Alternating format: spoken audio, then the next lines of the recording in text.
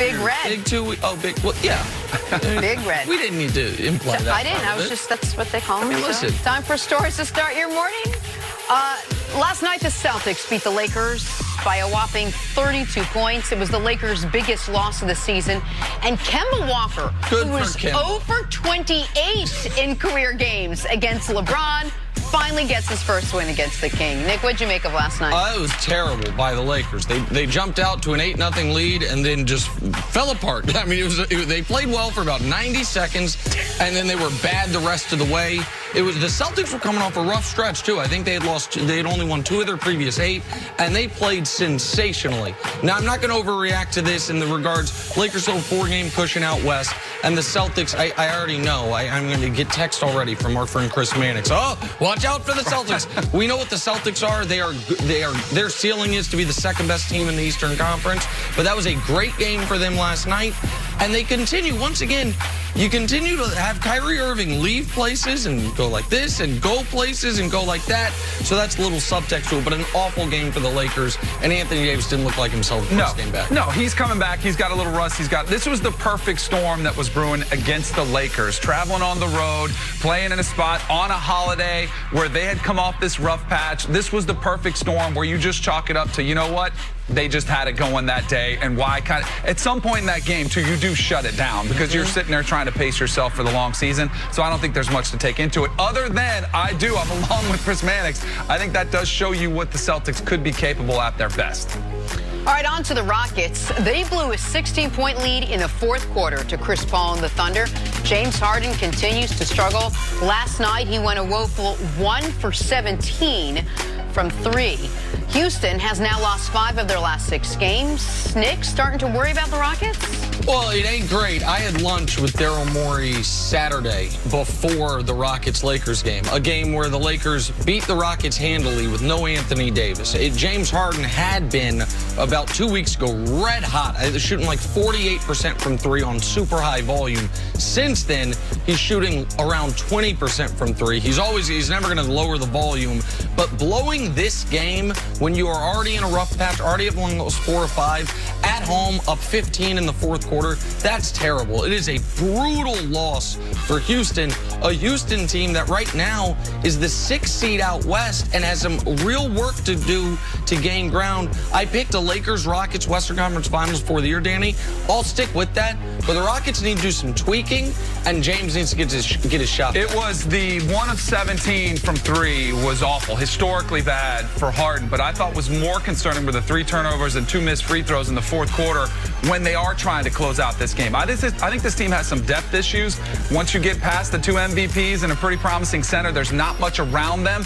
But this, to me, is more about it's that point of the season where you kind of hit that wall and it becomes a grind. And if Mike D'Antoni said, hey, it's bad, and when it's bad, it kind of snowballs against you. But everybody kind of wants to just get to the All-Star break at this point. Let us catch our breath. And I think it's never been more evident right now. This team needs a break, and it's not getting easier with Denver coming up next. All right, moving on. Football now. Des Bryant wants back into the NFL, hoping to return to the field next season. Des hasn't played a game, mind you, since the 2017 season, and get this, he wants to play for the Dallas Cowboys again, saying, quote, give me the role they gave Witten. Danny, what do you think? Should Dallas actually consider this? Heck yeah, they should. As long as he's healthy coming off that Achilles injury. A couple of NBA highlights from last night. Grizzlies and Pelicans, and Ja Morant loses the defender. Nice behind-the-back move. Makes the layup there. Ja is going to win Rookie of the Year. He is one of the most exciting players in the league. It'd be nice if Memphis got good. They could get a few more games on TV so people could see them. Blazers and Warriors, and Dame Lillard hitting a nasty step-back 3. Danny, Dame had 61 last night.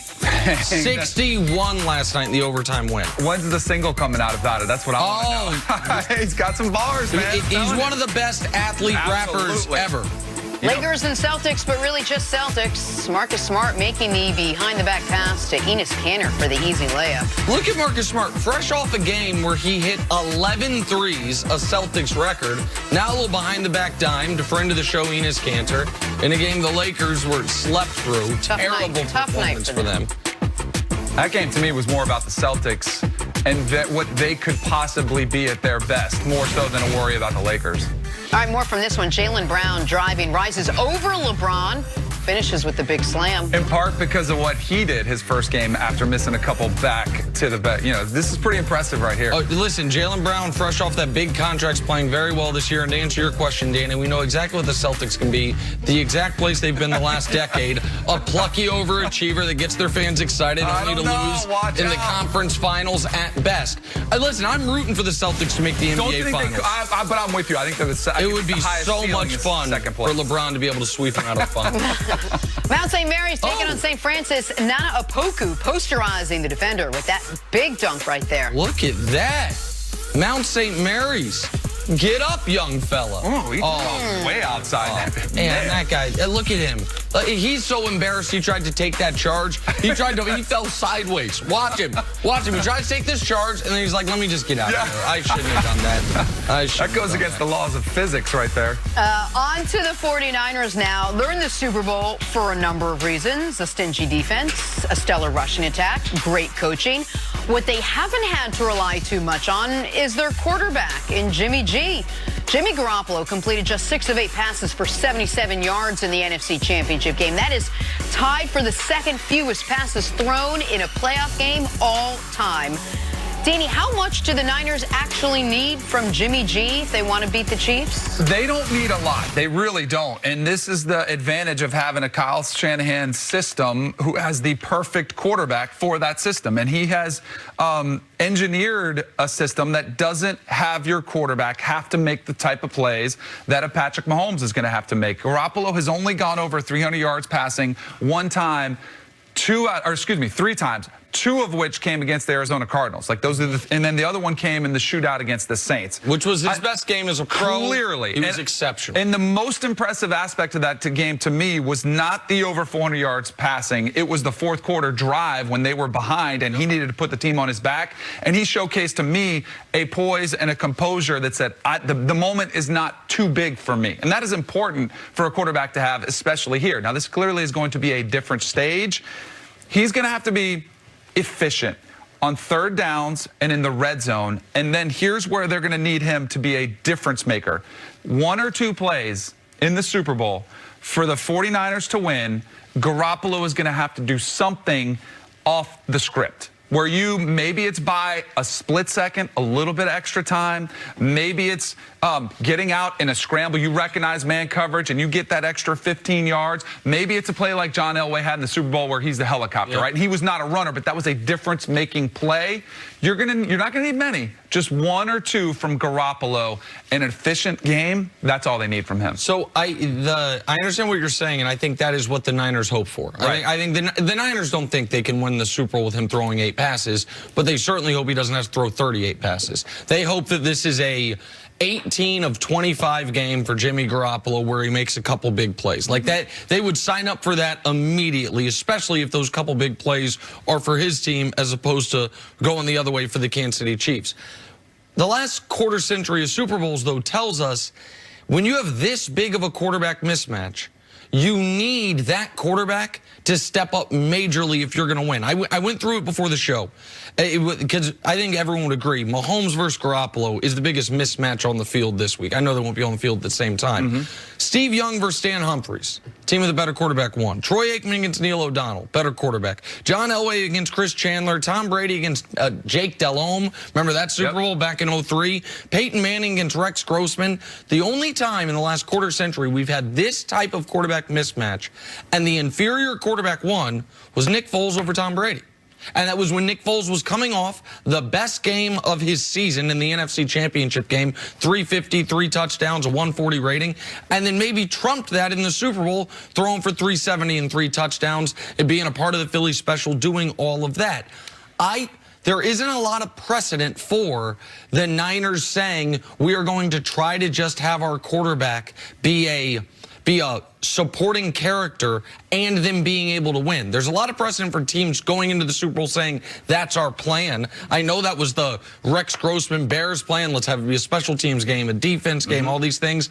But they didn't do enough to win those games. And so I think for the Niners, to beat the Chiefs, they don't need Garoppolo to outplay Patrick Mahomes, but they need Garoppolo to play far better than we've seen him play in this postseason, obviously. And they need him to at least give them a B-plus level performance, because I think the Titans could hold the Chiefs under 35.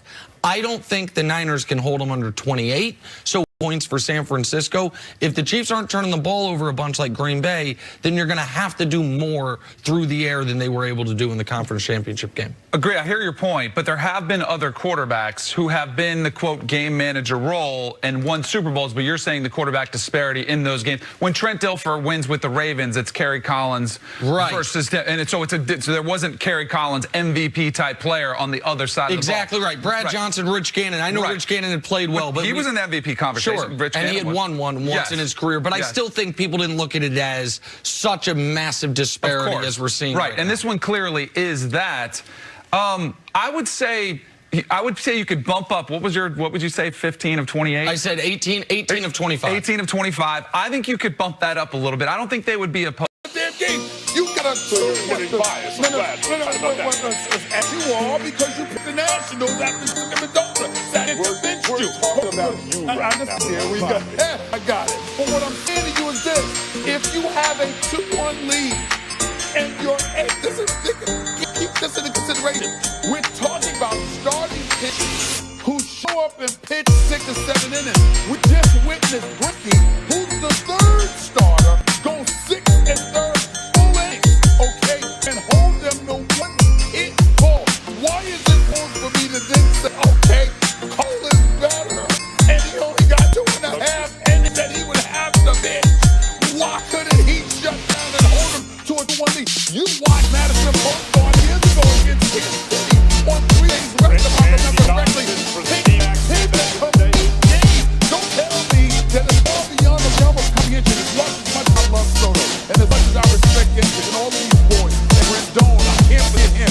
Don't tell me that it is beyond the realm of comprehension on your own for a game 7 for the best player who's probably going to win Cy Young. Hold you score and 230. Come on. I'm taking that bet.